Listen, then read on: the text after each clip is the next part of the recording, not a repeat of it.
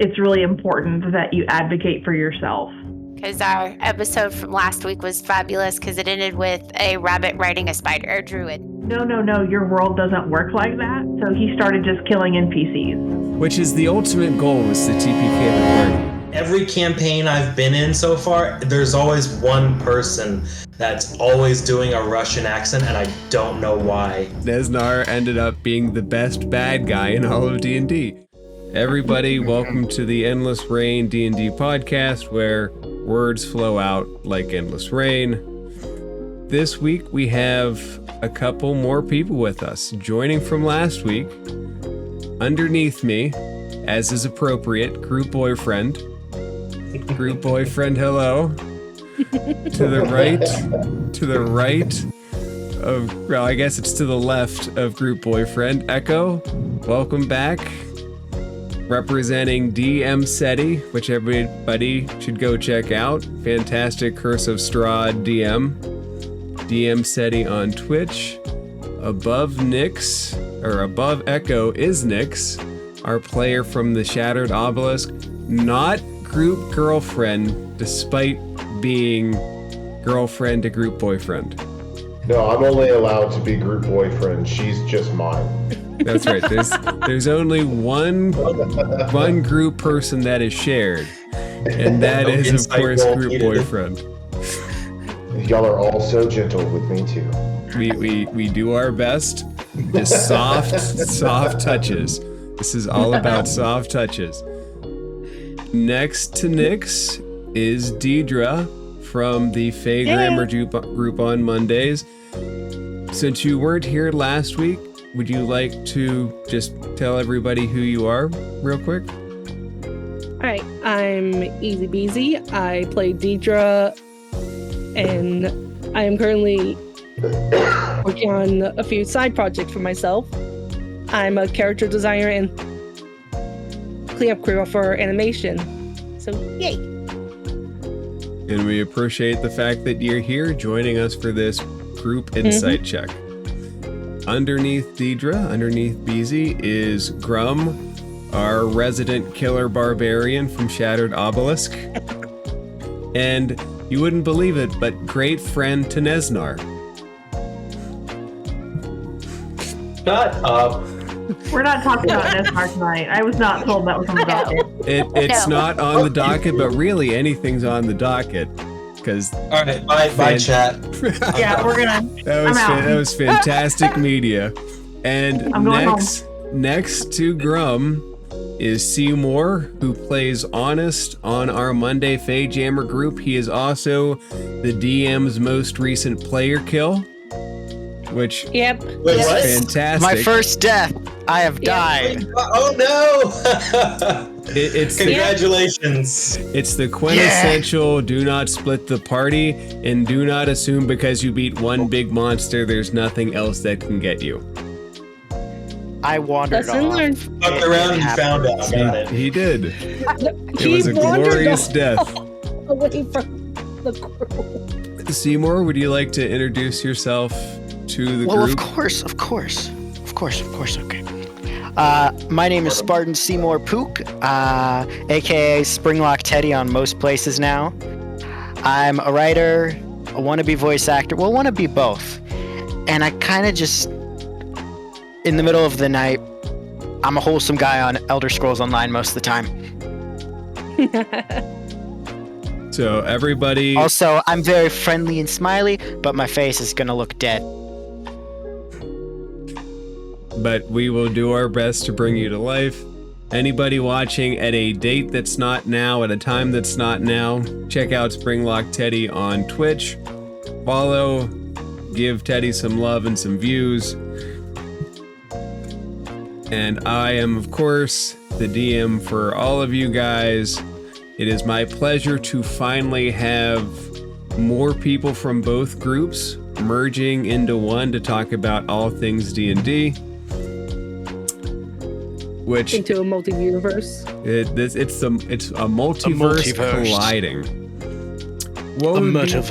Multiversal collapse. What would be fun, actually, now that you guys are all on the server, every so often, like, do a one-shot together with whoever can join for something completely different from either Shattered Obelisk or Feyjammer, and just have fun collaborations and see how many people I can kill at any given point. You know, the fun stuff. Yay!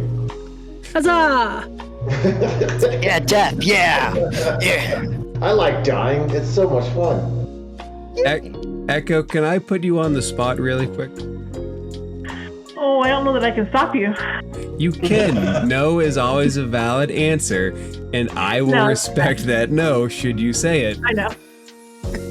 No, But- you're good. Go ahead. When I was going over last week's podcast to put it on YouTube, I heard something that I initially missed, and I believe you said something about creating homebrew worlds.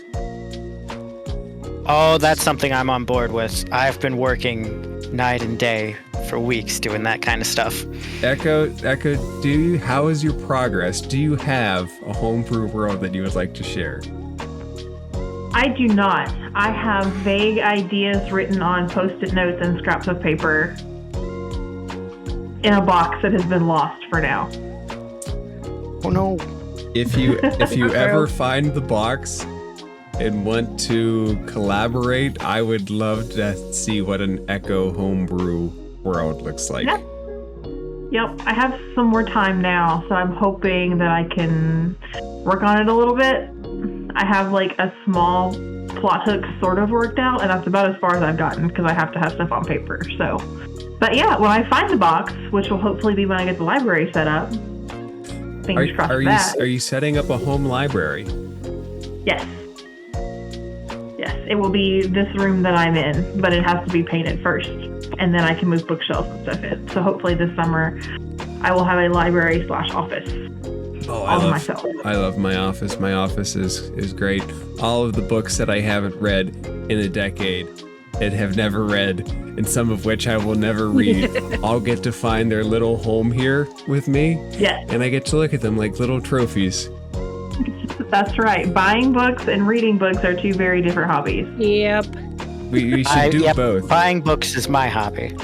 Reading should be your hobby, Seymour. Reading. Remember, Yeah, I gave him a full list of books I am currently reading yesterday.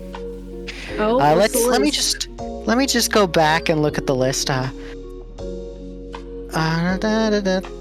Hold on. I got a lot of pop-ups popping up right where I need to scroll.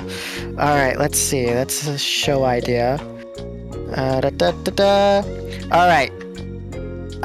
The old Halo book trilogy, the first Witcher book, which is almost finished, many Michael Crichton books, including Eruption, the first Dragonlance book, Five Nights at Freddy's Silver Eyes, some book called Stormfront, and that's not inclling other books I have but haven't started. Like I don't think it's officially H.P. reading Lovecraft, it if you're calling Sherlock. it some book. Well, I haven't. I've read like a page. And then I want to get more because I want the Come on. Dexter graphic or the Dexter novels and then the Elder Scroll novels. I encourage you to pick one book and work your way through it the best you can. Even if it's sitting down and doing a monster session, do your best to find a book that hooks you. And the more you read, the more enriched you are. I promise reading is its own reward if you have the right book. Yep. I will say the only time I found the right book is I got the first Jurassic Park book and read it all within a week. Oh. So different from the movie. Oh my god. So much better Yep. than the movie, though. They always are. Yep. Pretty much. That is why reading is important and writers are fundamental to society. So if you guys or anybody out there is currently working on a book, finish it, write it, get it done, release your ideas into the universe.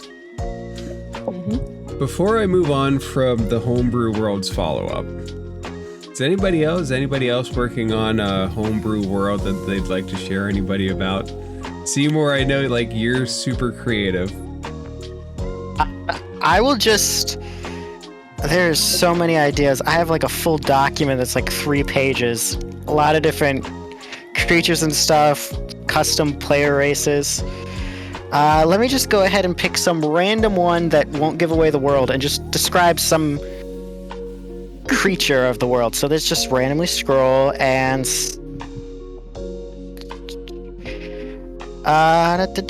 okay, this one's like I'm gonna give you two, and these ones are like earlier ones, so throughout my creation they've gotten more detailed, but they start out literally just a lot of the animals just hybrids of two different animals. So we've got the rhinoceros badger, a honey badger with rhinoceros horns. It's very territorial. And then a swordfish turtle, which is just a giant sea turtle with the swordfish-like nose and fins. Before you get too far in, real quick question, which hybrid animal is the most cuddly, and did you make a cat dog? Yes, to the cat Like dog, the but it's cartoon not the cat most dog? cuddly one. You got I one have in made a cat, cat one in dog. dog. Cat dog. Not exactly the type of cat dog you're thinking of, though. Hey, I think that if you Oh, went that'd with be a cat funny. dog, you could have your own cartoon show. People would remember it Yeah. years later. It would be fantastic. Feel free to rip off the world around you. But Not the really. Be on cuddliest... Nickelodeon here soon. Exactly. I mean, Ignore all of Nickelodeon scandals. Ignore all of that. You two could Hey, have a cartoon on a questionable network. you're not allowed to have feet play involved into it Like, because if we can't have feet play, I don't even know what we're doing here. God, no. Well, we can't have it here because there's no fee involved. So other network. Damn straight. There's always feet involved. There's always Yeah, the Teddy. possibility of foot action somewhere. I mean, you never know if I might do it one time. I'm Most just waiting cuddliest for the guy is feet just to kind of like over. a rabbit raccoon, but with like a rabbit and a raccoon, but with like a ferret's body and very squirrel-like movements. But they behave like house pets half the time. I'm not gonna lie, Teddy, it's kind of sounds like an old 80s show that I watched when I was a kid. Yeah. I wouldn't be The Russells, surprised. right? I mean, It's if you remember the similar. old magical My Little Pony, and then Hasbro came out with their version of the same show, you could be doing that with Cat Dog. Just Yep, saying. or the Wuzzles. Yes, all the It's not Wuzzles. stealing I it. remember I don't that know what the was- Wuzzles It's are. mainly inspiration or a Yeah. similarity. You Yeah, can there's no easily such do thing as that. stealing it. It's just reboots. I'm gonna be honest. I've just outside of D&D and world building, I've been trying to like make some TV show pilots, and I get maybe half a pilot done before I just scrap the idea. I think- I have like Syndrome. 2 crime shows in the process of being created, like concept-wise, and then an anime. I don't watch anime a lot though, so that one's a little bit harder. The For me- advice. Go ahead, Beezy. Or go ahead, Deidre. Beezy, Deidre. Feel free to call me Beezy. But first, so far, I've been trying to write some sort of plot, some sort of synopsis for 2 anime series that I kind of want to work on for some time. But one of them, I still need to draw up the characters. The second one needs a bunch of rework. Now, Beezy, your stuff actually, you collaborate with companies and groups that actually do put out videos and such, so it's something that really does happen, which is really cool. Yep, I just do cleanup work, unfortunately. For a short period of time, I was actually writing scripts for a personal YouTube channel of mine. All except for like one of those scripts is now like privated. It's Monsters of the Site. A lot of them are just unlisted videos now, but one of them, like a creepypasta, like Christmas themed horror thing called The Naughty Reindeer, still is out there. Careful when saying that, Teddy. So just what I would caution against when creating anything, do it for fun. Never assume you'll get rich or famous, because outside of this podcast, which will make us all rich and famous, creative endeavors tend to not. There's a lot of luck involved in such things. But I encourage everybody to go with those creative endeavors. And in a way, pilots, TV shows, YouTube, is all homebrew worlds in their own sense. So the first topic that I have up kind of feels weird to go over without Jester because it's his idea. But when he jumps in, if he jumps in this week, cool. If he jumps in next week, I'm going to make sure to ask him. Is there a D&D pet peeve or a tabletop pet peeve that you guys have?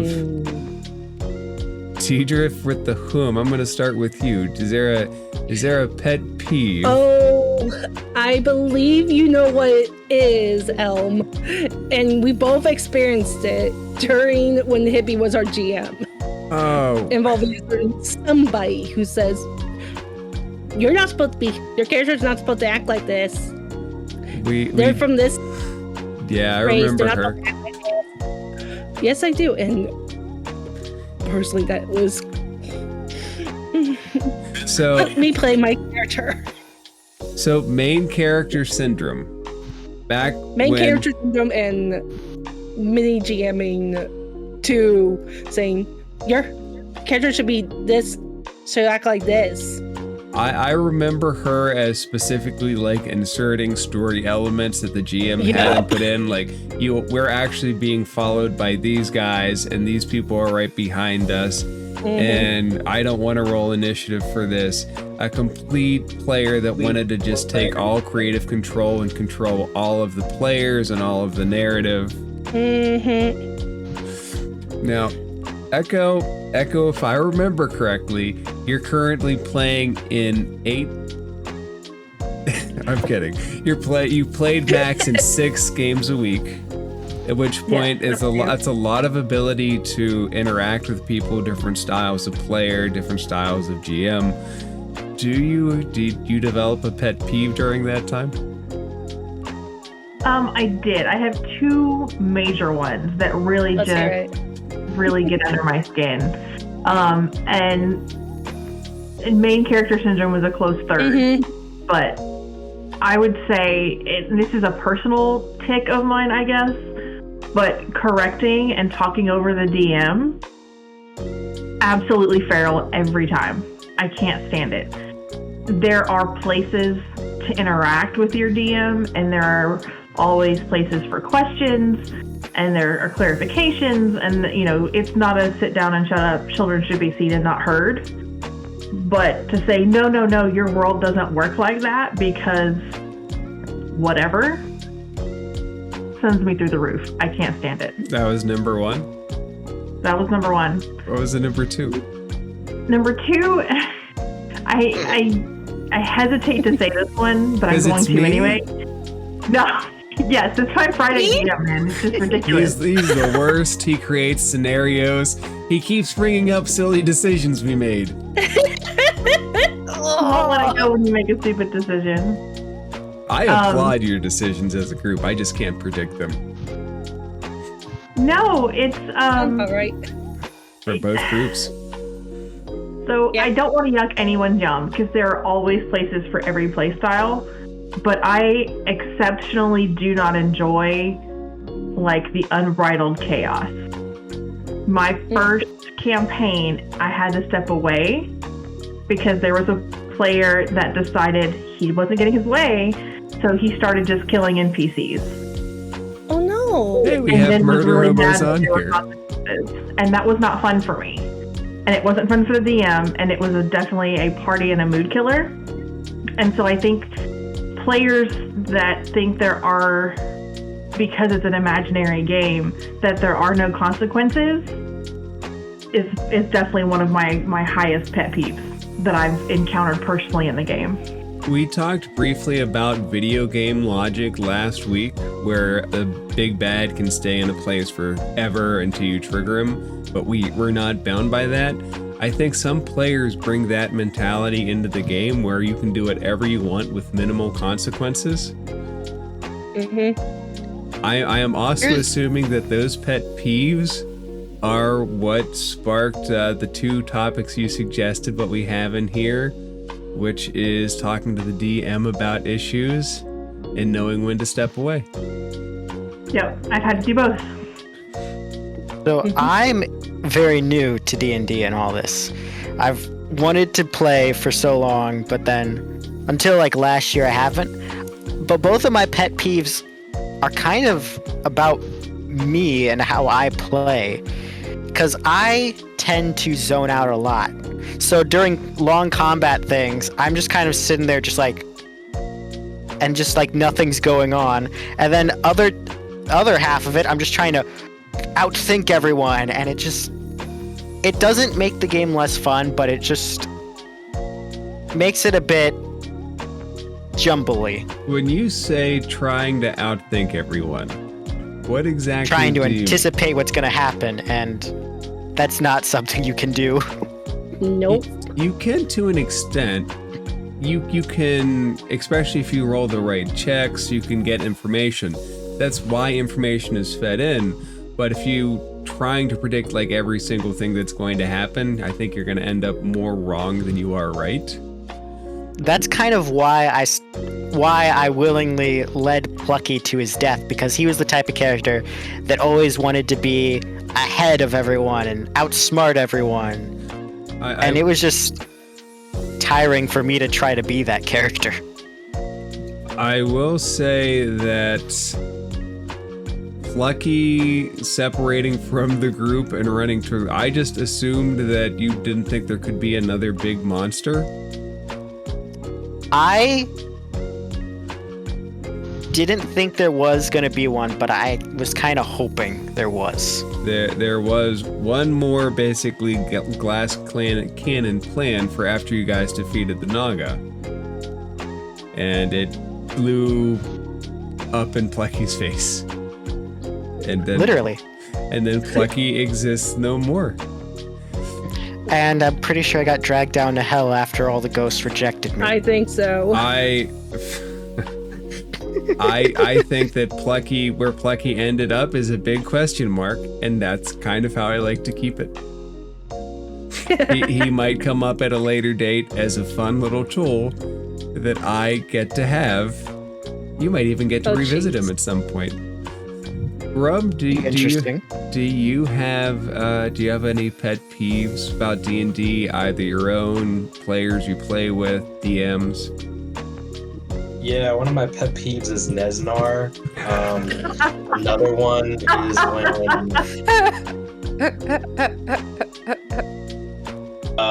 a real pet peeve. So in my Dragonlance and Pathfinder group, I love the player to death, but sometimes he's a major rules lawyer, and it's great because one of the Dragonlance DM is kind of new to it, so he helps her with keeping things in check.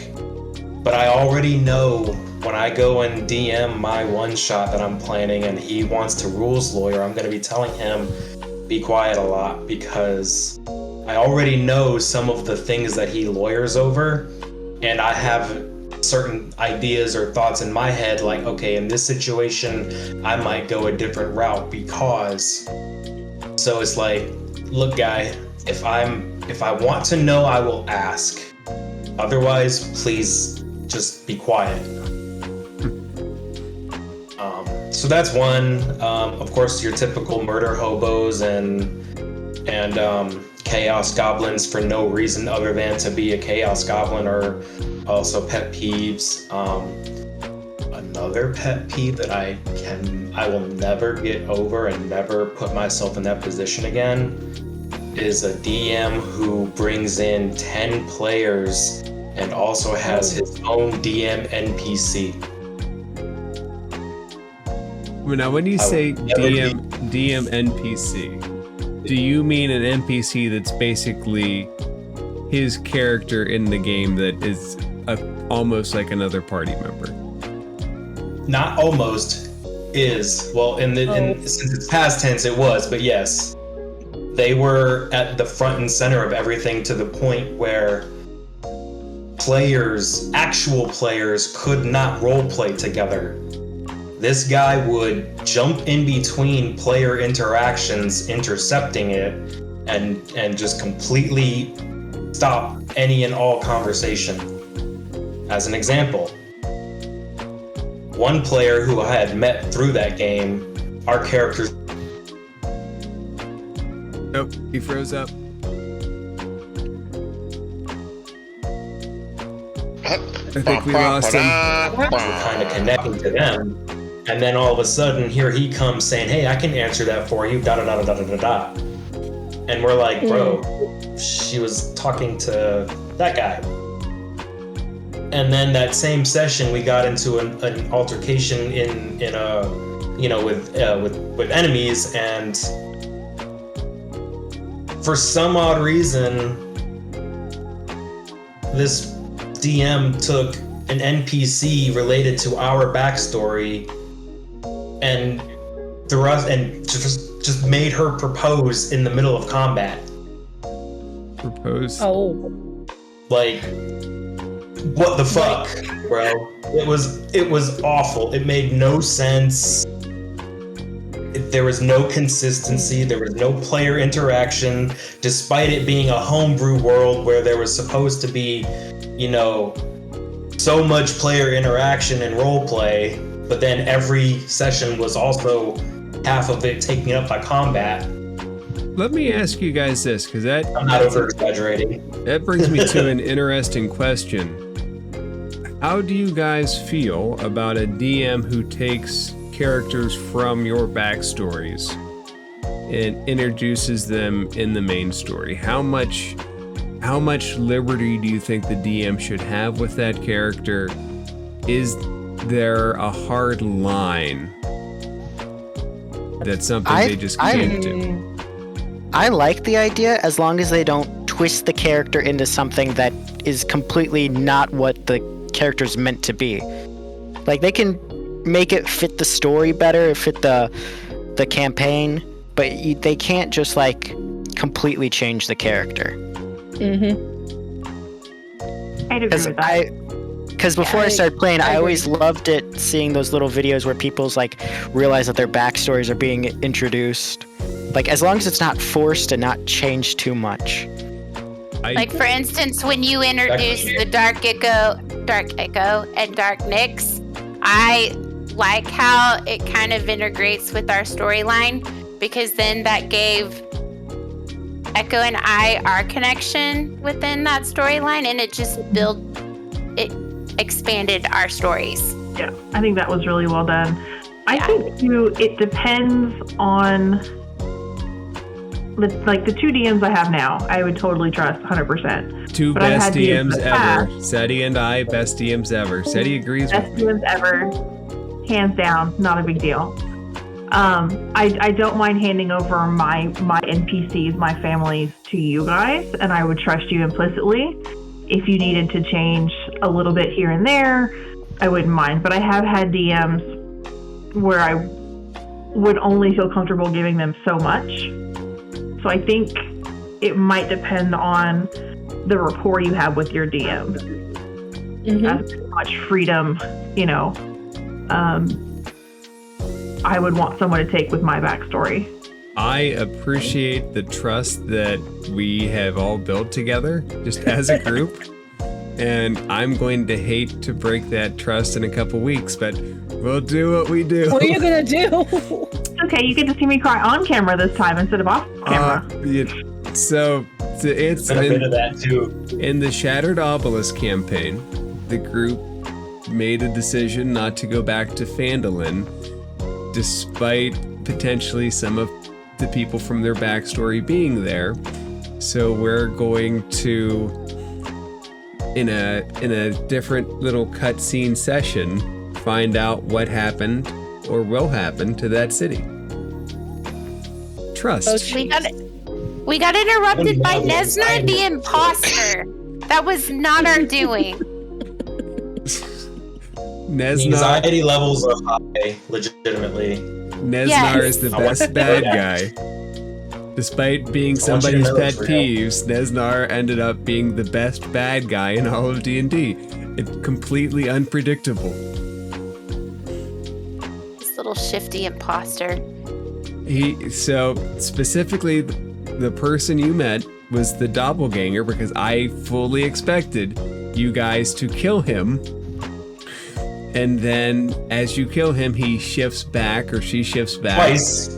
Into the... I didn't expect you to kill Neznar and the doppelganger and the Drider after the fight with Ruxathid, because you were too spent to do that, which meant that was a great time to introduce him there. This time you guys completely had the possibility to kill him, and I thought 100% you would. But I'd prepared for the possibility of you guys going to Shallows Deep and meeting the actual Neznar. In which case, I was curious if you'd try to kill him there. No. It's okay. Neznar's a good friend to have. Now we have Tobin. If you haven't watched it, go check it out. Because our episode from last week was fabulous because it ended with a rabbit riding a spider, or druid. Or drider. Drider. A rabbit riding a druid is a completely different thing, and we couldn't do that on stream. I just think that every party should get one massive retcon per module. To an extent, I agree with retcons, but we've already crossed the Rubicon. As soon as we entered Ilith Nock, we had crossed that Rubicon. You want to talk about retcon? Let's go back to the first meetup with Neznar and Slice and Dice. Honestly, I'm okay with giving him what he's earned. That's fine. That's fine. He got away twice. I just think, But my favorite part about D&D is feeling things, and I went to bed so mad that night at myself. Lots of feelings. Well, good thing you're I was on the Oregon overthinking Trail. as hell You got that night nothing too. She started messaging me a little bit, and I sensed her frustration, and I kind of picked up on it myself. Like, damn, did we fuck up again? Did we make the wrong choice? no, And I was you didn't asking make the Echo, wrong I was like, choice. do I eat that apple? Do I not eat that apple? What do I do here? She's like, if you don't, I will. Echo was fully prepared to see what Dark Nix had to say. I don't know if it would have worked, but I was going to grab that apple. And I'm Personally, wondering what happened to Dark Way to Echo. do it. I think that's one of the best ways to do it, though. Make the party, basically make the party blame themselves. That way, it's even more personal. Oh, it's personal. He froze. He feels it so personally and so deeply that he just froze. I feel that. I appreciate that level of commitment to the bit. Oh, there we go. That's why. Okay, I was muted. So I'm not very emotionally invested. I'm more excited little kid when I'm playing. But Plucky's death, I thought it was going to be the funniest thing for me. But then the DM made it sad because Plucky had a very depressing backstory that I thought nobody would learn. And the DM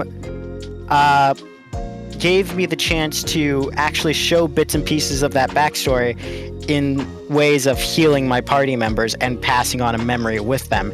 And the first memory that I passed on, I don't tear up often, but off camera I was just tearing up a little bit.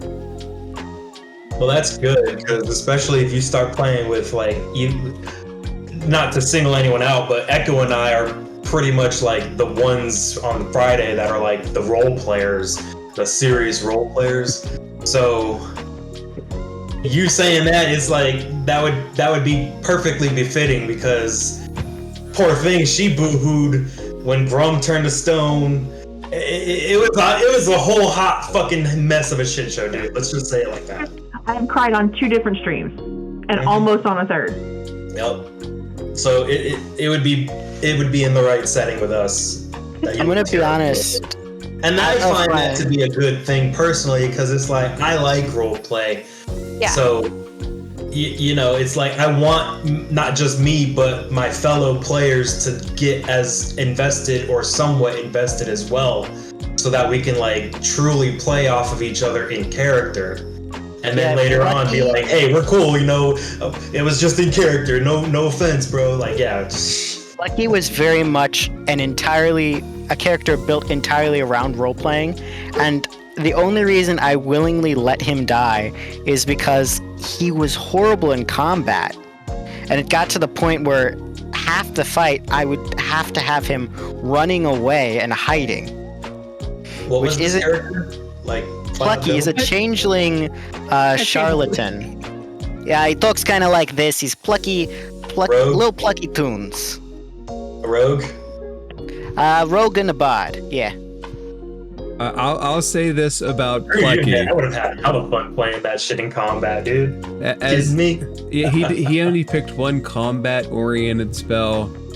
I'll say this about Plucky, and one of the dangers that Plucky had. Plucky was almost too adversarial to the party, though. Characters, speaking of pet peeves, like players that choose not to integrate with the party, it can cause static that's not needed. Like, as it's D&D is a cooperative game, so to the best, everybody should do their best to interlock. And strife is fine, but you have to. I would talk with the person that, if I'm planning on doing anything confrontational, talk with them, see how they feel, and find their limits. And of course, the DM's limits. Yeah, that's another reason why Plucky had to go, because his whole goal... There's ways of going about being adversarial. His whole goal was to steal a specific story item from the thing, but even before I took the emotional turn with him, by the end of it, he was just so traumatized by what these guys, because he's a city kid. He was like an orphan and stuff, but he traveled around, but he never really had problems of an adventuring party. So they're facing demons, mind-controlling creatures. Well, not demons, but ghosts, mind-controlling creatures. And he's just like, he literally walked into the big bad. He gave back the item he stole and just walked straight to his death. There are demons and devils in the story. BZ has them firsthand knowledge of them. Who again, I cannot predict the decisions that my characters will make, including deals with supernatural beings. Plucky almost did that just to get away from the party. Nix, have you seen any pet peeves? Have you developed any pet peeves while playing? I'm sure some of my people that I play with, because I'm still fairly new, I've only been playing for a year, so role-playing's been kind of hard for me, because I'm used to playing princesses, because that's just my forte, that's what I know. But I love how our DM kind of takes that Disney spin and he tries to incorporate it and spin it into our storylines to kind of make me a little bit more comfortable into role-playing. So how I get around possibly being someone's pet peeve at not being a very good role player is I'll side chat while we're playing to see if that's feasible or not feasible, or what they would do or what spell they would use, just to kind of help integrate myself more into the party. Group boyfriend, do you have any pet peeves, anything that you would think you'd be bothered by? Not that I've seen so far as in this group.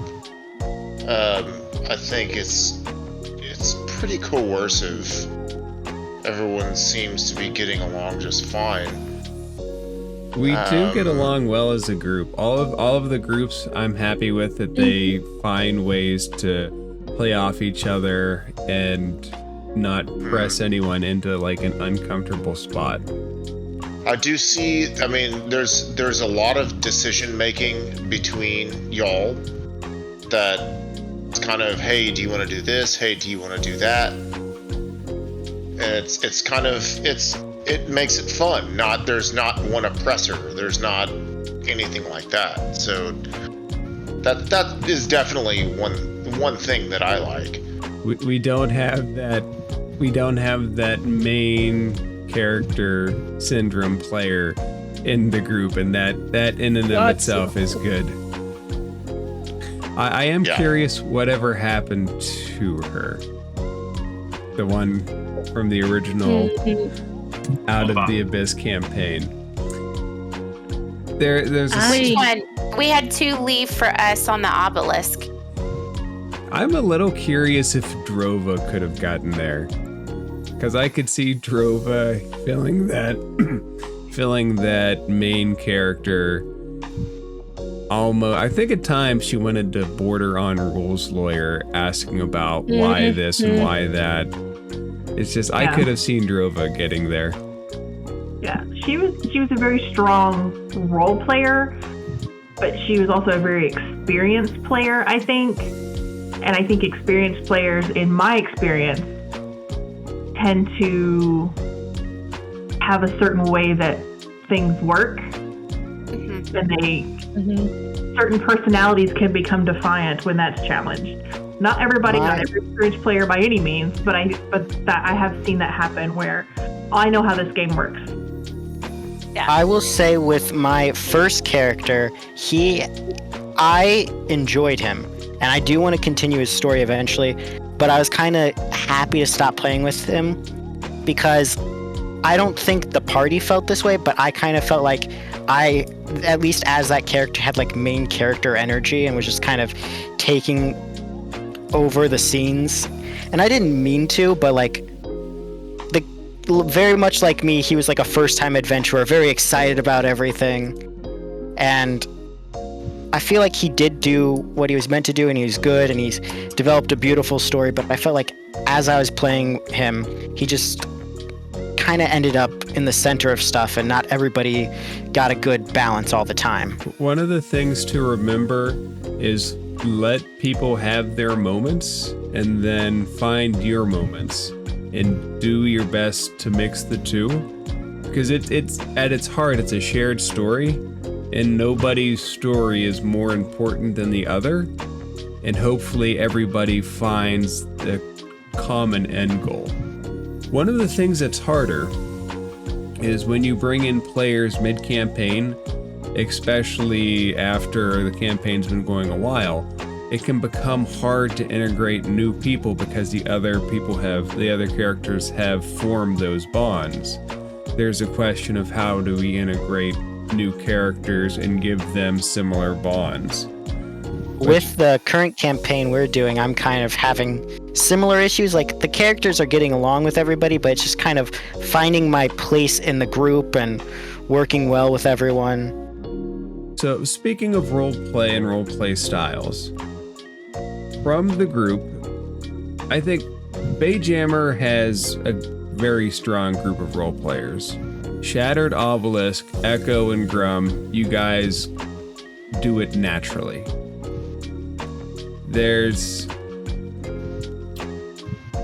What kind of styles are you comfortable with? And is there any styles of roleplay that you're uncomfortable with? I would need like an example of like what you mean by styles. So, I just want to be Rick from Rick and Morty. That is my personality. I'm a drunk old man that just doesn't give a shit. I'm gonna be honest, my personality is more like a less perverted Morty most of the time. And I feel like that shows with some of my characters, in fact. There is the official Rick and Morty campaign that I want to do that so fucking bad. I think I have it on D&D Beyond, but I don't know anything. You had to purchase it before a point because it's no longer available for purchase. Because it was a deal between two companies and the deal expired, and it doesn't exist anymore. So roleplay style.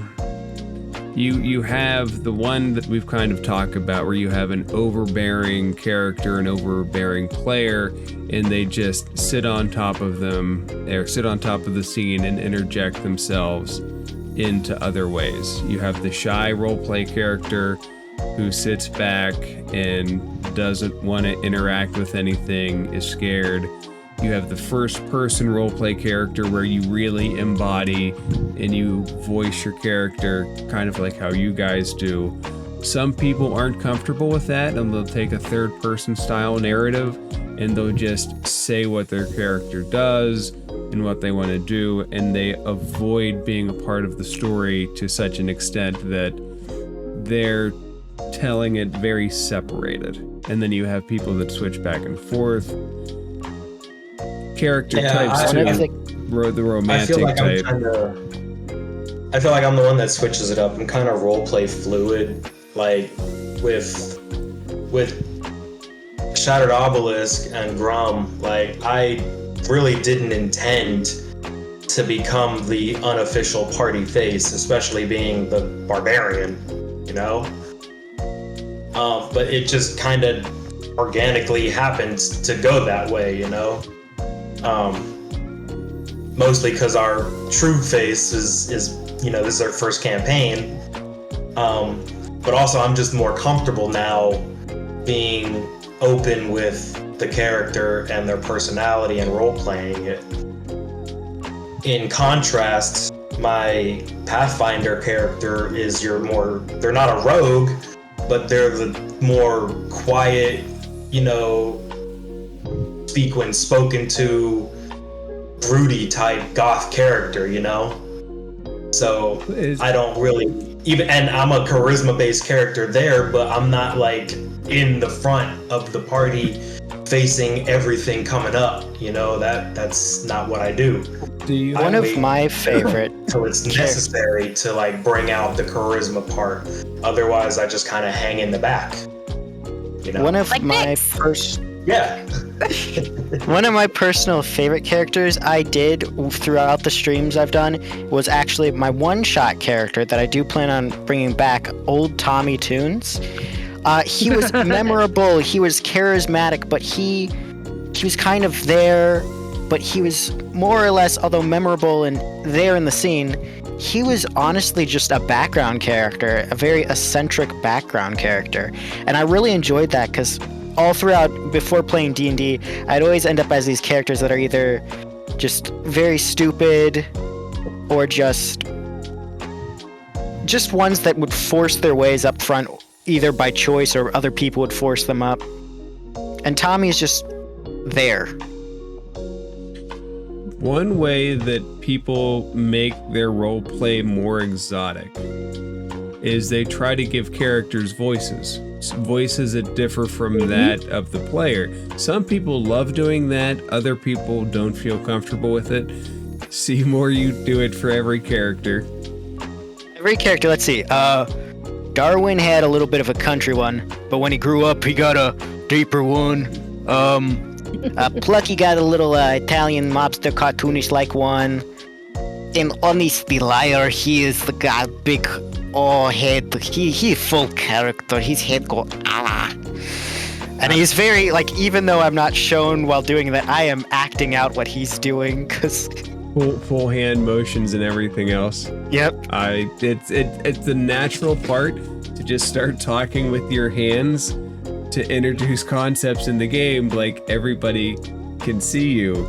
But it helps getting into character to start moving hands.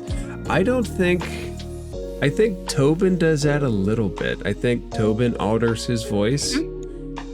Echo, Grum, Nyx, I don't think you guys do though, right? There's no I was with Grum, but once I realized that I was doing more talking than I should have, and it kept on being that I'm doing a lot of talking, I just scrapped it.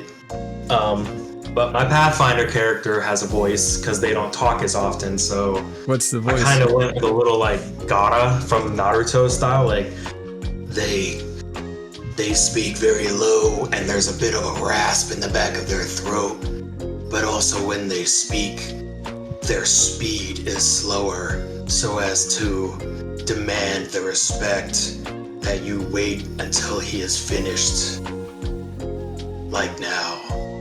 I'll say with Tommy, he talks kind of like this. A little bit out of practice with him, but he talks quick, he talks fast, and then it's just kind of silent until he makes a small little comment or it's his turn to talk again, but mostly he's just there.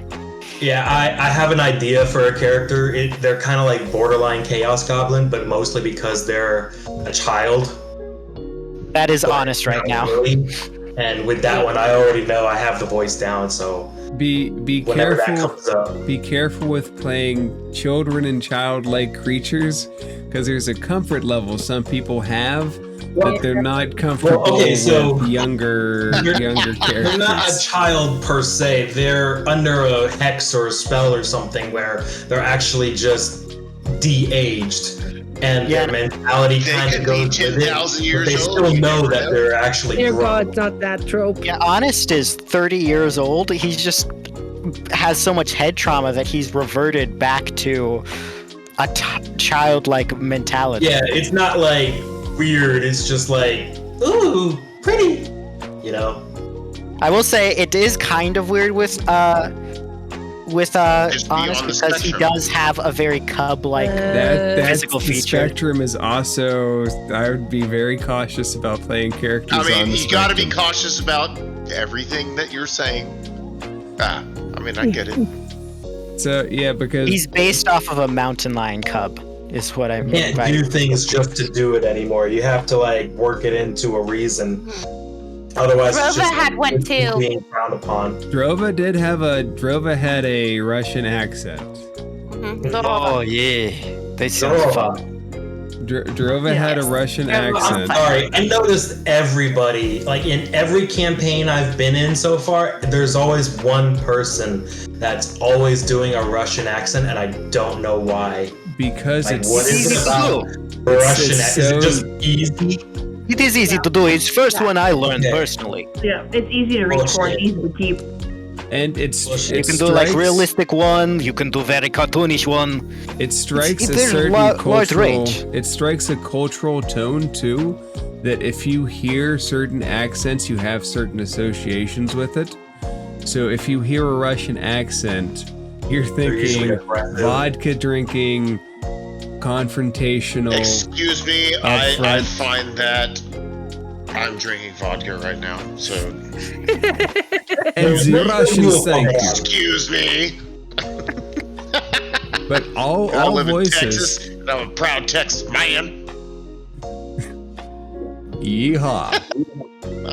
Sorry to derail that. No, different real world cultural accents invoke certain things. And whether it's a German, a French, like if you want a real romantic character, you might go for the French accent. If you want I don't want to say that word on stream. If you want a certain type of character prone to fascism, you might go with the strong German accent. Yeah, Plucky had man after my own heart, right here. Yeah, don't say that word on After my own stream. heart. Yeah, that's a big no-no. You can't say certain things on stream without. that having kind of a- stuff I tend to avoid even like I'm offhand mentioning. But I will say German Plucky and Ukrainian, so I'm allowed to say it. So I don't think that's how that works. That's how it works. No. Even regional accents in the United States, if you go with a Cajun accent or a Southern accent, try a Californian or a New York accent, you're invoking certain ideas that come along with it. And if you're doing it on purpose, it can be really fun. I will say Plucky's accent was very much on purpose because I wanted him to sound kind of charismatic, like he thinks he's better than everyone, but also I wanted him to sound kind of slimy, like an old-timey cartoony mobster villain. So I have a challenge for Nyx for her next character that she plays, and that is to come up with a voice. there's a look on her that's probably not gonna face. happen. That's probably not gonna happen. You can make it a really high Come on, voice and I Pokemon. get to speak back here.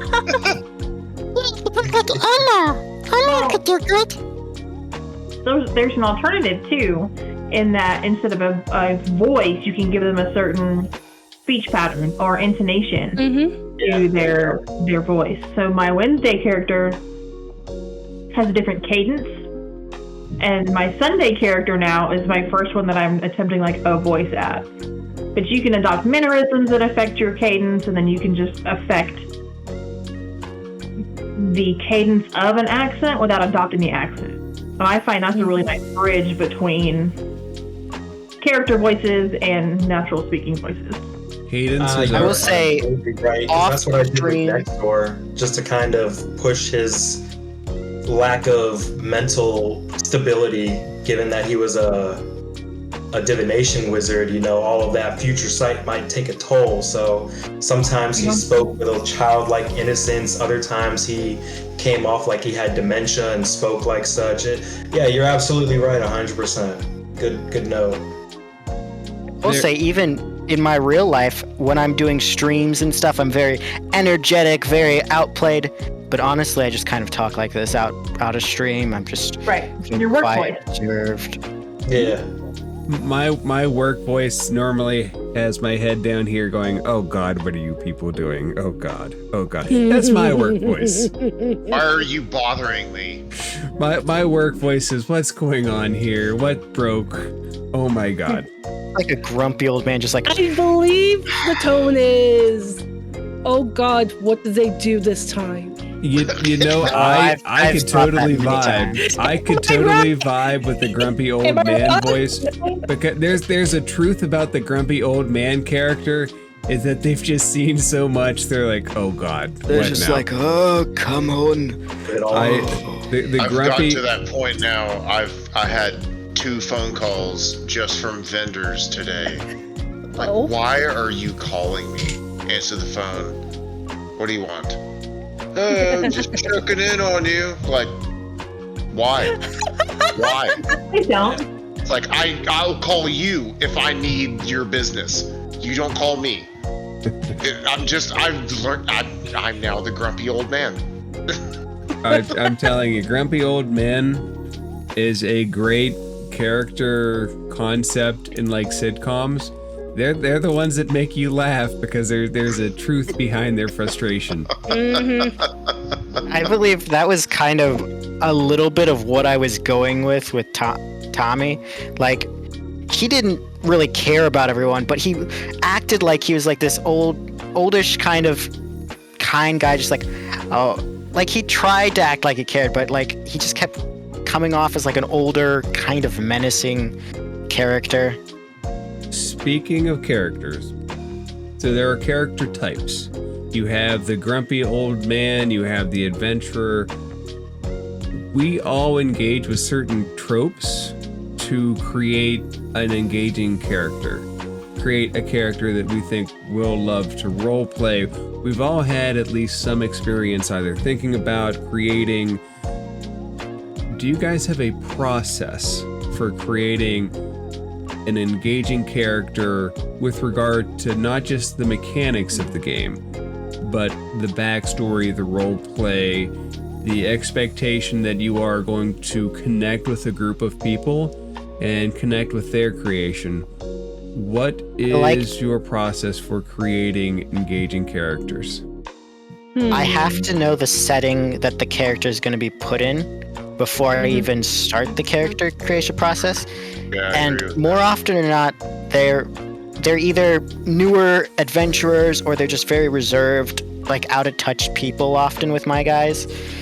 They're just very often their own little worlds, and they're trying to get out of that. For me, that's one thing that I'm sorry for interrupting you, but it's all right. Since I'm trying to get into it, like, I can't even figure out kind of what character that I want to be or what, but it is the exact same. It's like, what story are we playing? What's the location? There's so many different types of things that, and then what are my other players around me?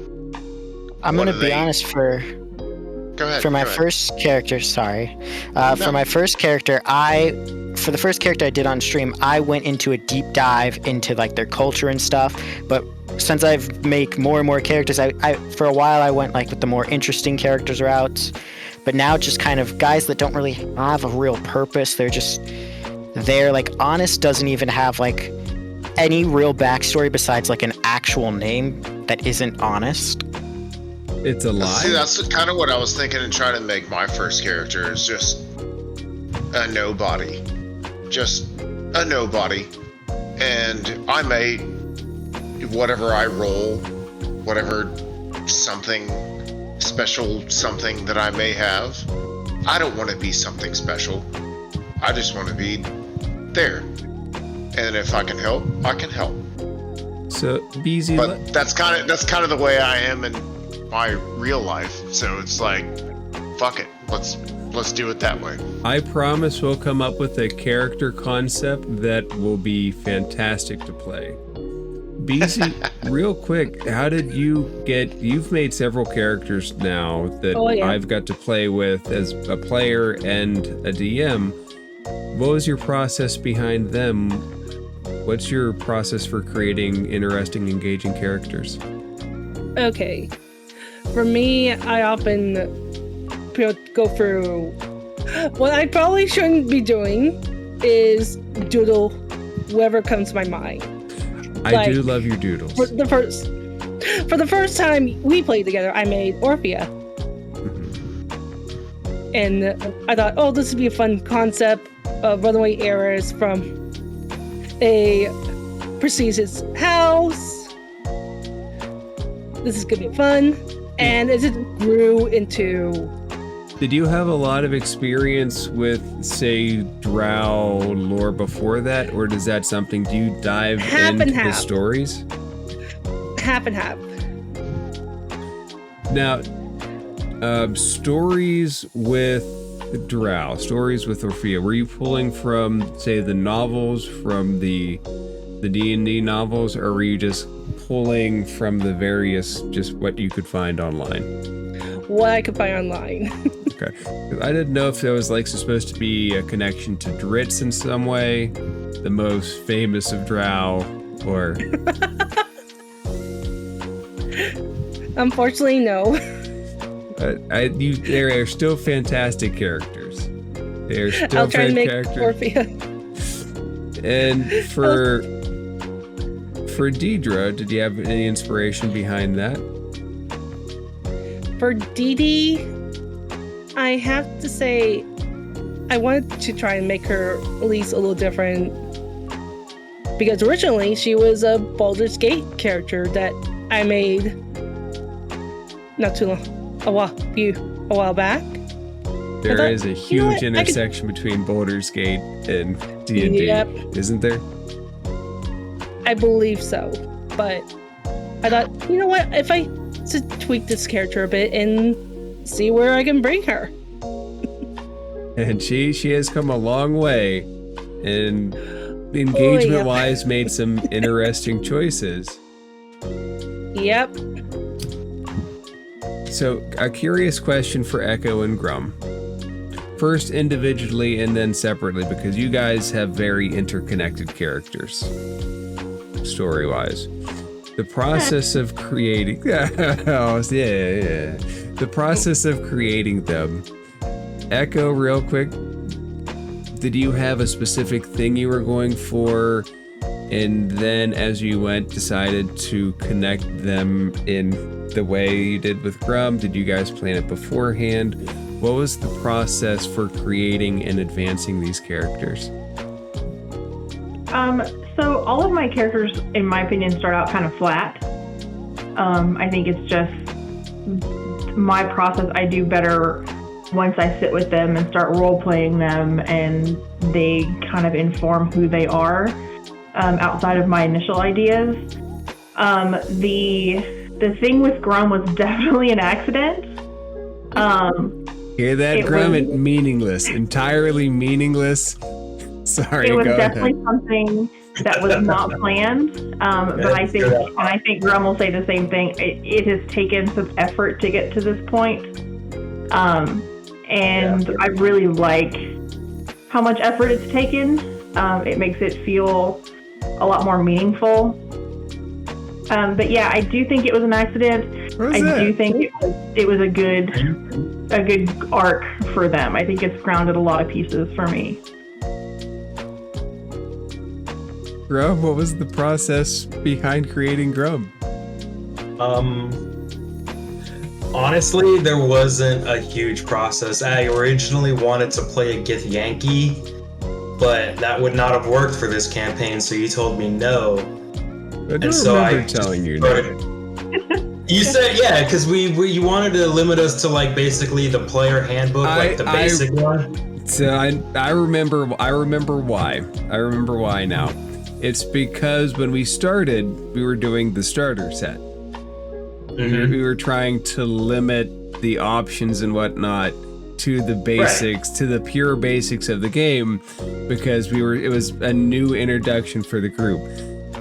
Mm-hmm. All right, and so basically when I was not allowed to do that, it was fine. There's no problem with it. I just started thinking like, well, okay, what do I want to do? Let me just think, and ultimately I said, all right, I'll try a barbarian for the first time, and I had no idea of what I wanted to do. I just knew I wanted to like not necessarily min-max, but like be adept for what the primary build was gonna be for, which is combat. So that's when I was like, can I do a Goliath? And when you approved of the Goliath, I'll just be straight up. The whole inspiration for it came from Grog in Vox Machina, straight up. Not even gonna front. I've still before never I seen started that. playing, I watched Vox Machina, and I'm like, oh, this is amazing. Yeah, so I kind of took most of the inspiration from that and put it on Grum. But it definitely took a whole different route, because once Echo and Grum started connecting, it just became a whole different character. One that had much more emotional depth. Also because we rolled our stats, and I rolled really fucking crazy stats for a barbarian. So he's not stupid, and he's not like emotionally dumb either. So that's why it was able to be processed that way as well, because the stats allowed for it, and it just kind of happened organically once the first happened. What was it? Our great axes, right? Yeah, we like linked great axes, and it was a little like cool moment, and then we started talking more in character, and then we started both feeling our characters develop feelings, and so we started messaging like, hey, what's your boundaries, what are you comfortable with?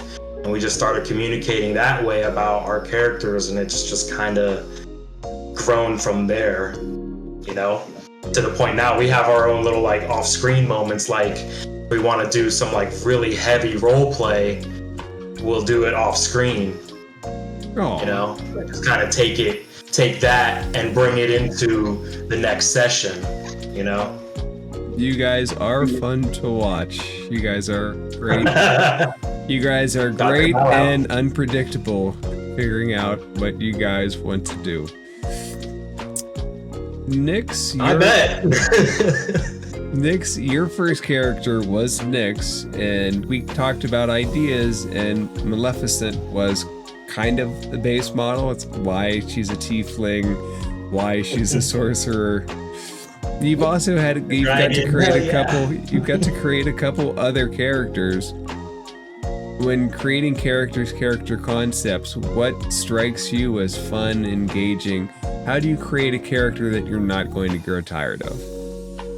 So, I think it was Durst Manor. That we went to. Death House. Yeah, we called it Durst Manor because Death House Death House has a certain vibe to it where we're going to kill you, which is the ultimate goal, was to TPK the party. No offense. Oh. But it was a one stop for that purpose. So with that one, Echo and I really talked about it because she wanted to play a certain character or a certain role. And I was kind of dabbling on the edge of playing that one too and going away from the tiefling. So we talked about it, and that's how the Bash sisters or Slash sisters were born. And then they got killed off together in a mercy kill. It was not merciful. That was a fun character. I don't care. It was not at all. left I don't behind, care more what like. Grum/Raven says. Burning somebody No. to death in a fire is not merciful Yeah. in any No. meaning of that word. I mean, we already were on death saving throws, but regardless, they left us to die. I think the merciful thing is to try to get you back up. You would That's what I think. thought. I don't think that was possible at that point. We were way too far gone. Eric at the time, too. So why would it, like, come on. You'll be alright. Okay. Then we played another one, and I was a fox because I wanted to spin off of Tobin's rabbit. That's where BZ got to join us, yes. Yes. Yeah. And I never got to shoot my gun. But then Grum's opted character not to left shoot us again. You opted not to shoot your gun. You had opportunities. Yeah. I think I tried once and it didn't. It was like Grum's great axe. It just not once. If it makes you feel any better, Grum's character got stuck in a hole.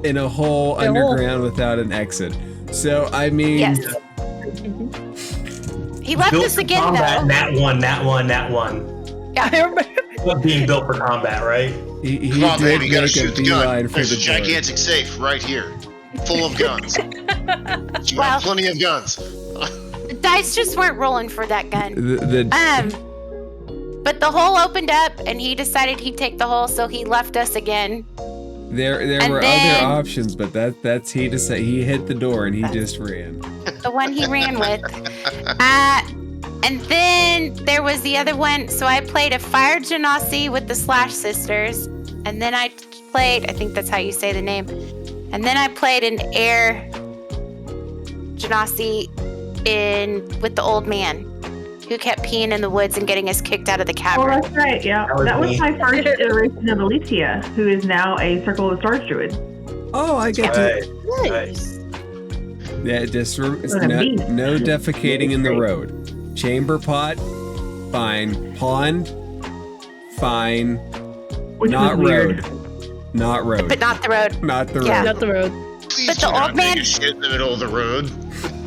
The old man just could. But nobody wrangled him in either. Like, okay, so I will say this. Oh, come on. I have to ask if you see somebody, if you see an old man defecating in the road, are you going to go out and wrangle him in? No. Yeah. You let Yes, him I go. am. No. I Your am. boyfriend might- Getting the road. He might need help. No. Probably demented. He might need He's a help. wild magic sorcerer. You bring toilet paper, That's even and then you worse. could be the most helpful person ever. I mean, Yeah. they get that man. I was waiting to roll on that wild magic table and nothing. But I do The believe wild that magic Echo and table has I's no character did try defecation to on it. convince him that that was not the right thing to do, and he just kept doing it anyways. That's true. I remember specifically trying to avoid that. Yes. I think it I was think I only unavoidable. remember being directly responsible for 2 out of the 3 getting kicked out things. That's So, okay. The y'all same wanna end was just point further all down the fingers road. When it's only 2 out of 3, so who's the third, huh? Pretty sure that was What me. about them? And sorry for going off tangent, but being a granddaughter of a very stubborn old man who does not want to listen to anyone, I can relate. Just I hope your grandfather can doesn't relate. defecate in the road. thank God we have not gotten to that yet. We have not gotten I there hope for yet. your sake he never gets He there. has climbed on the roof. To That's be fair, not good. Hey, I did forewarn the do party it. that I was Let going him to do play it. a little chaotic goblin type character. So they were given a heads up. It wasn't a blindside. We just didn't think it was going to be this chaotic. Oh, that's Listen, nothing. You there think have that was been that? times Yeah, that where- was nothing. That was a I could fun have little done one so shot. much more if it came up. Trust. There's been times where I have to say, "Why are you on the roof? I need to fix this. Please come down." Meh. Dementia, It's like, hey man, He's- chill out on the roof, whatever. dementia, and He's a- other diseases can be heartbreaking. He's a very stubborn Minnesotan man. I feel like that's the way I'm gonna be. I'm gonna just go to bed on the roof or something. I will say it's always fun, like, at least my personal opinion, I think for like new players, a good character type is to play one that's just oblivious to shit, you know? Because you as a player kind of are oblivious to shit. So it just makes playing that character easier. That'll be my first player. I'm just gonna be Rick and just oblivious to everything. And that's kind of how they started playing off as. DM, how many of my characters have just been completely clueless fools so far? Define Oh, clueless. she's counting. She's counting. I think Beezy has like a record. She's keeping track.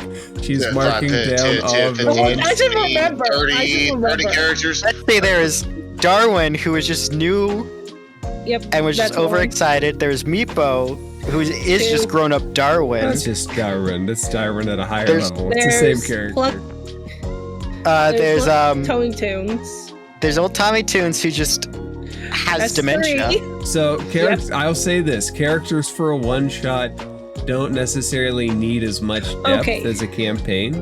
Although some people do like to fully go in, flesh out the backstory. I have a one-shot character, fully fleshed out. He's terrifying, but he's meant for only a one-shot. Now, I've told you about him before, the Zealot Hunter.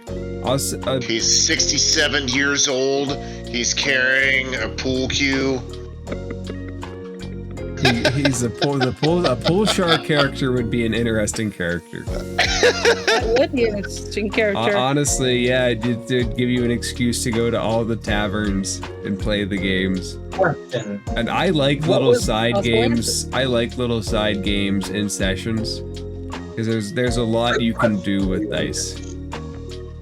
I mean, random blackjack games or something like that.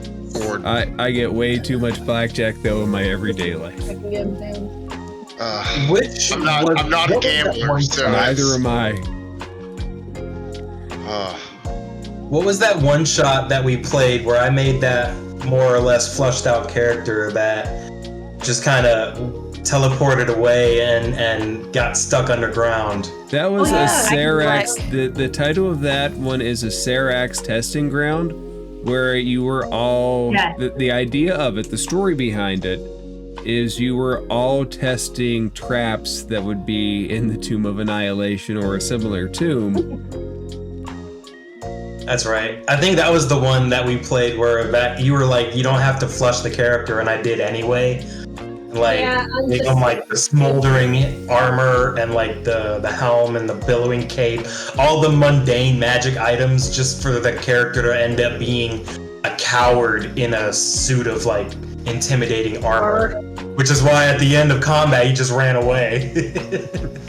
Oh, you guys weren't gonna beat that monster. What was it called? Yeah, no. Or something like that. The big snake monster with many hands is. You could have picked a different monster. The monster you would get to pick depended on the path you would pick. And I think you picked the hardest option. I think we did. It had like 6 or 7 attacks. Yeah. Yeah, well, it had an attack for each arm. It had 6 arms. Yeah, I know. That's why it's like, fuck, dude. You picked the hardest path. But that was a fun one-shot to go through. That was a really fun one-shot to go through. I would love to see that character come back in that campaign at some point, just to make an appearance as a now like just skeletal remains in a suit of armor. If we ever do the Tomb of Annihilation, that might be an option to see. Hey. I forgot that character's name too. Not Blacketh. Blacketh is Not quite. That's the Queen Lady. Yep. Lich Queen. You can't survive a one shot with you. Let me ask you this, Echo. Yes. The whole campaign. If you were uncomfortable with the character defecating in the road, how would you go about talking to your GM about it? What's the process? What's the process of talking to your DM about items you're uncomfortable with? So I think if you're in a situation where you've got something that you really, truly feel uncomfortable with, and let's assume you haven't had a session 0 where you've had that discussion with your DM previously. Even session zeros can break. Yes. The biggest thing really is just to bite the bullet and send a message. I am super non-confrontational, despite what my group may think now. But it really is, you can craft a message and say, hey, I want, can we talk about this? Hey, there's some things, that are kind of bugging me. Can I ask some questions? You don't have to frame it as something, put yourself in a scenario where you're uncomfortable again. But I do think ultimately it's the DM's job to field the interpersonal issues. My Friday group now, if I had a problem, I would go to the player probably first. I would shoot the DM a message. I don't trust the DM on the Friday group either. I fully understand. I would try to resolve it myself. Go right around exactly. them. But no, I think that's another reason you really need to build that rapport. Session zero is super important. A pre-session zero, I'm a huge fan of. Talking with your players individually before a pre-session zero. I know I asked you some questions before I even agreed to join the campaign. You can't have too much communication, but I think that carries through during the play also, that you have to be able to go to your DM specifically. And really the best thing to do is just, hey, I had a really rough session last night and here's why. And then kind of take it from there. I've had sometimes that goes really poorly for a player, and that just kind of informs, where you need to go next. But it is really important, I think, just to, like I said, to bite that bullet and send that message and say, hey, I was not having a good time. My philosophy is that no D&D is better than bad D&D. And it's really important that you advocate for yourself.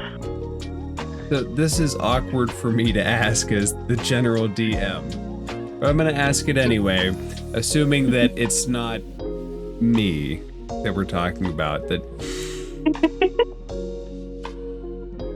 as you're playing, if there's a point that you feel that you need to contact a DM, do you feel that it's confrontational to do so? Would you rather just be quiet and hope that it goes away? How do you guys feel about communicating with the DM, the GM, outside of the game? Is it a comfortable conversation? Is comfort with the DM something that you search for before you join a group? I have to say yes, but at the same time, if it's a GM that you really can't really get the vibe of, then it's really unsure. I will say you picked me up straight off of Blue Sky, so I didn't know anything. But I will say during a campaign, I would rather, as we're actually playing, I'd rather just be quiet and let it go by. But then as long as my ADHD hasn't let me forget about it, I'd be comfortable with making the DM aware afterwards. Yeah, I'm kind of in the same boat you are. I don't want to rock the boat. I'll play along with it. But if it gets too much, if it gets to a point of something, then all right, I'll let him know. Yeah. Yep. Yeah, I'm definitely one that'll let things, even after 1 or 2 sessions, I'll let things slide once or twice. Everybody has off days. I always want to give grace, whatever. But especially a recurring problem or a pattern, I definitely feel like if it's making you uncomfortable over time, absolutely speak up. It's a recurring problem. If they're not going to leave, you leave. Right, it may be time to step away, for sure. Just take yourself out of the situation. Yeah, like Echo said, no D&D is better than... Yep. Yeah. And that's not true for everybody, that's fine, but it's definitely true for me. I'm a non-confrontational person. That's just my personality. Yep. So I would probably ask other players and get their opinion if it's something that I feel like I'm only seeing, I'll message one of the players and be like, hey, did you feel like it went this way? And if so, because I'm new to the game, how do you handle it? And then if that doesn't help me figure out my issue, then I would go to the DM. For me would be the last resort. Well, I think the majority of the players, and we're all non-confrontational. I do not want to be confrontational at all. It's awkward to me. I know I can do it. I have done it, and it sucks. But this is a game. It's a fictional game. Why are people being assholes? Just let's have fun just doing what we want to do. Yeah, that's something that's always been interesting to me. In a game where you can be anything you choose to be an asshole, really? Yeah, you can choose to be an asshole as a player. Yeah, that's one your way to player. get booted out. It is. One way to get booted out, Yep, you get asked to leave for doing that. Like, you can be so many things, and that's where you choose to land. That's, Well, people are pieces of shit, so that's all I have to say about that. Make better I both love and hate humanity so much. I am a fan of humanity and am hopeful for human beings. Grump, can I ask you this? Good luck with that, because people are pieces of shit. Hope springs eternal in man's breast. Grub, let me ask you this. You've had other DMs and you've had some stories. Is there a type of DM that you don't feel comfortable talking to but still retain yourself in the game? Or is there a point where the DM and the group, it's just the walk away time? So I'll say this, between you and my Pathfinder DM, and by extension the Dragonlance DM, because she's a player in the Pathfinder game with us. With y'all, I feel very fortunate that I stumbled upon you, because I have had DMs where I've left for reasons, but I've also had DMs that have had to remove me without me knowing why. I was playing Curse of Strahd with a group, and all of a sudden I was just removed, and I asked the only player who was nice enough to tell me that they're just not comfortable. I asked her why, she didn't say. So I spent a lot of time wondering what it was. What did I do that made them so uncomfortable? And I to this day, I don't know what it was. I was authentic and real the entire time. So when you picked me up and we started playing, I just really was in a mindset all right, I'm just gonna play, but I'm just gonna count how long it is before something happens. And here we are a year later, and I'm like, holy shit. 1, it's the same group. 2, it's the same campaign. What's gonna happen and when? You guys are at a point that a lot of D&D players never get to, which is we're actually probably going to finish a module. Modules are right, big exactly. things. That's the other thing. It's very rare for anybody to finish a complete module. Descent into Avernus didn't finish. So this is my 3rd module. It's all right, we're actually gonna finish this one? We are highly likely to finish, given I'm hoping I'm not jinxing anything. We're highly likely to finish with where we're at. But no, I do really feel fortunate that I'm still kicking it with you all. But I'm sorry, what was the second half of the question now? have you ever gotten to a point where you yourself wanted to walk away from the group? Or what would be that point where you just say, I'm out of here, I'm done? As soon as I start sensing any level of toxicity, I'm a pretty decent judge of character. Not to toot my own horn, but I just can start picking up on things. And going back to the one DM that I brought up earlier with his homebrew campaign,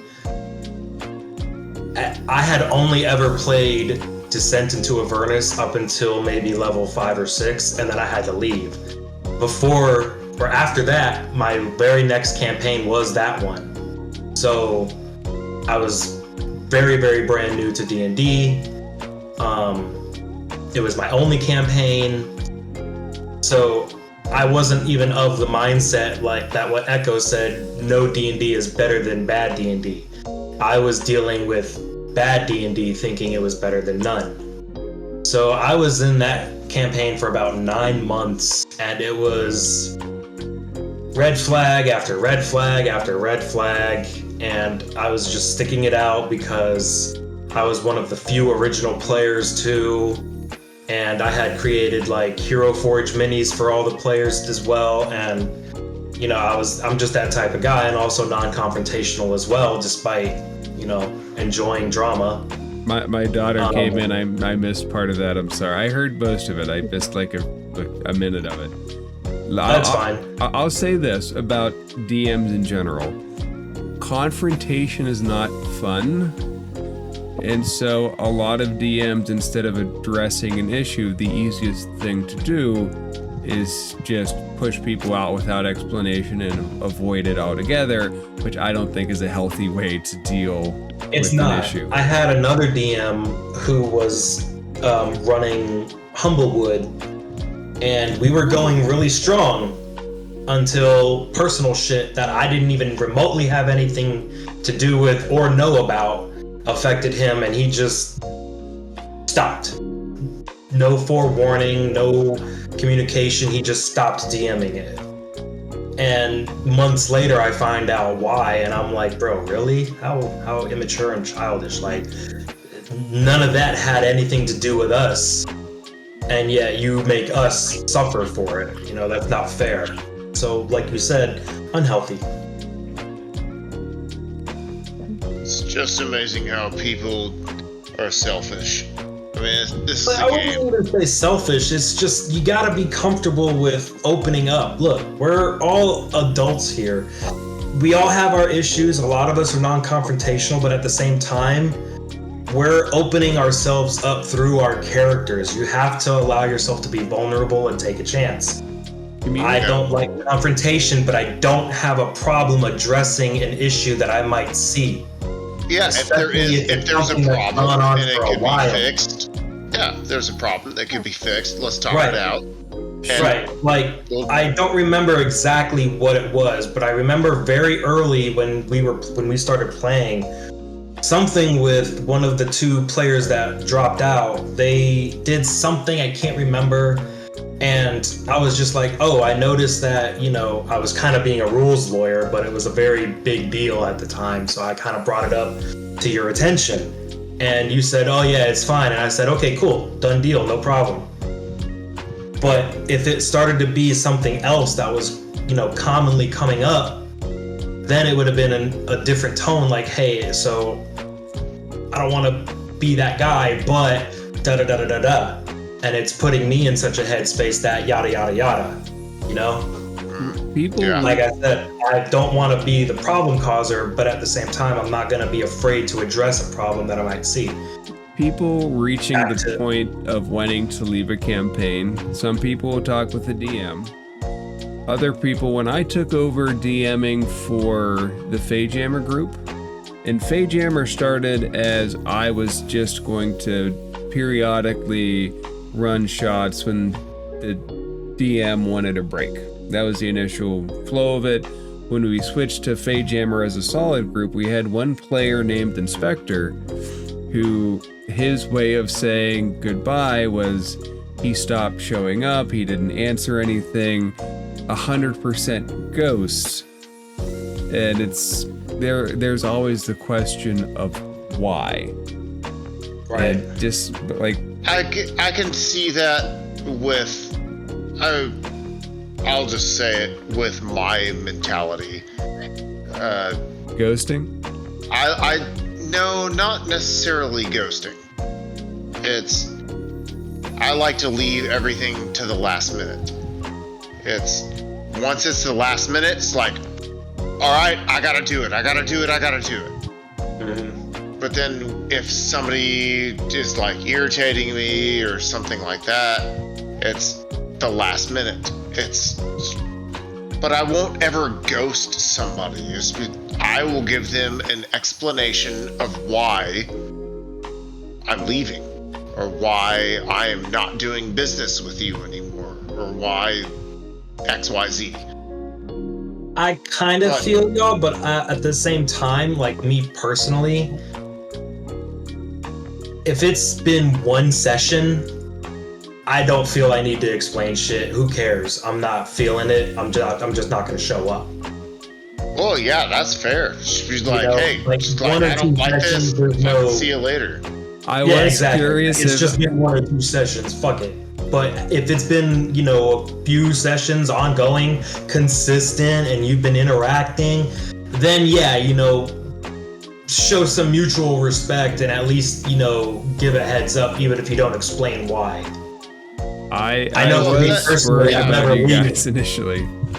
Yeah, And that other me person personally, doesn't I'll have never anything leave else to just say, out of then. nowhere. Because I like my characters too much. I want at least some kind of character closure, even if it's a mercy kill or whatever, or sacrifice. Well, if they don't have Right. anything else to say, according to you, I mean, even in a physical realm, Yeah, you don't want to close it out. Just be like, I'll take my character and I'll fuck off. Then Yep. see you later. Sometimes you have to write otherwise, your the own blog. DM kind of has ownership of that character. at Then that you'll point, too. write your own exit story. Yeah, DM I just did. kind of takes it over and can turn him into a big bad or something. Yes. The big bad That would be a puppy. great way to do that. Oh no, I take my characters with me. Oh, is it a Those are puppy mine. show now? Me too. Every day is a puppy show. My Yay. You want puppy puppy? won't let me. I'm not waking my puppy up. She's down. She's not like Wendell. That's okay. You're spoiled. It's I could Give me actually. one moment because she's been pestering me. Wendell. Okay, there we Yes, go. I you. didn't Here, realize Wendell? the camera messed up. I mean, Yes, there's you. my puppy right there, but she won't let me. Give hold her me in a my lap. second. I won't have a puppy, but I'll have a cat. So just give me one moment. Ah, I I'm missed my surprised cat. Bill hasn't made an appearance. this is Oh, our Bill hasn't way shown of up at getting all. famous. Show him We how to stay. all show our puppies on stream, and no one can resist a Fuck that, I puppy. ain't grabbing none of mine. 1 minute. Nixie, It's come pet on. time. It's the Wendell. Oh, wait. Four cats, I ain't grabbing not one of them. Fuck it. If I grab her, she'll freak out and go right back to where she said. Okay, buddy. That's fine. Okay, girl. This Okay. puppy is so excited at the fact that she gets to sit on my lap for a minute. She's gonna be sick. Big cat. I have little Oh, Miss there's Nutmeg now. Bill. That's a big Aw. motherfucker right there. Oh my! That's that jump cat. That's the one that be running like. Nixie! Baby Nutmeg. But one time in her life, she doesn't want me to hold her. Aw, it's But a we have the gigantic curled tail. Where are we over here now? Over here? Come here, bud. All right, guys. We did have one more topic to tackle. I think we can hold that off until next stream, as we are approaching the pumpkin hour, and my daughter is telling me that a light's on that scares her. So And there's faucets. It's not even 11 there's o'clock a leaky yet. faucet. It's 12 Eastern o'clock time. here. It's 12 o'clock here. Yeah, well, live in Texas and you'll do Yeah, better. it's 10:55 for me. I Same. don't.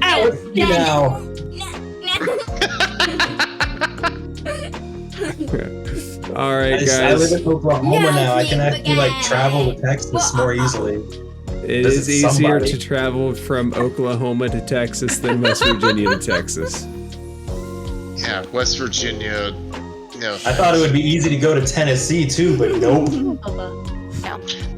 Right, kill the stream and just let's have an after hours. Hey, bye-bye, little Miss Numlike. I am going to cut Unfortunately- off the stream, but I would like to say thank you guys for joining me. We will set up to do this again Heck in the yeah. very near future.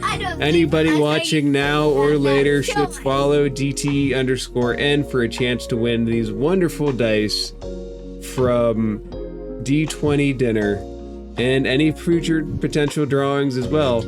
Thank you guys for joining me. Have a great night. And a spoiled Better puppy yet. as well. Smash.